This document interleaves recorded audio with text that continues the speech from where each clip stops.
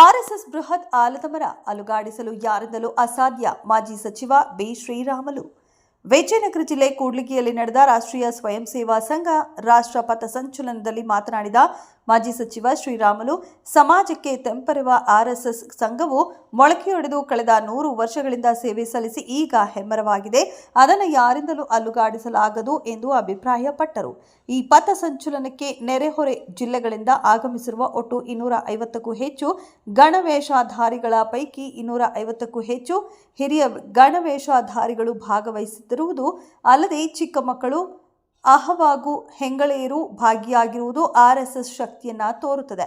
ಈ ಸಂಘವನ್ನ ನಿಷೇಧಿಸುವ ಹುನ್ನಾರ ಮಾಡಿದರೆ ಪ್ರಜಾಪ್ರಭುತ್ವ ವ್ಯವಸ್ಥೆಯಲ್ಲಿ ಮುಂದಿನ ದಿನಗಳಲ್ಲಿ ಜನರೇ ಉತ್ತರ ನೀಡಲಿದ್ದಾರೆ.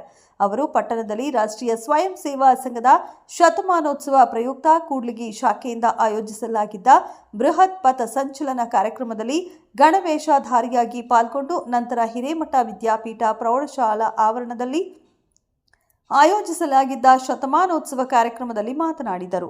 ಆರ್ಎಸ್ಎಸ್ ದೇಶದ ರಕ್ಷಣೆ ವಿಷಯದಲ್ಲಿ, ಸಾಮಾಜಿಕ ಸ್ವಾಸ್ಥ್ಯ ವಿಷಯದಲ್ಲಿ ಯಾವುದೇ ಕಾರಣಕ್ಕೆ ರಾಜಿ ಮಾಡಿಕೊಳ್ಳುವುದಿಲ್ಲ ಎಂದು ಸ್ಪಷ್ಟಪಡಿಸಿದರು.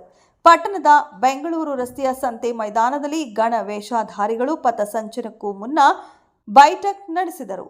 ಜಗನ್ಮಾತೆಯ ಭಾವಚಿತ್ರಕ್ಕೆ ಹಾಗೂ ಧ್ವಜಕ್ಕೆ ಪೂಜೆ ಸಲ್ಲಿಸಿ ನಂತರ ಸ್ವಯಂ ಸೇವಾ ಸಂಘದ ಗೀತೆಯನ್ನ ಹಾಡಿ ಧ್ವಜ ವಂದನೆ ಸಲ್ಲಿಸಿದ ನಂತರ ನಿಯಮಾನುಸಾರ ಪಥ ಸಂಚಲನ ಆರಂಭಿಸಲಾಯಿತು.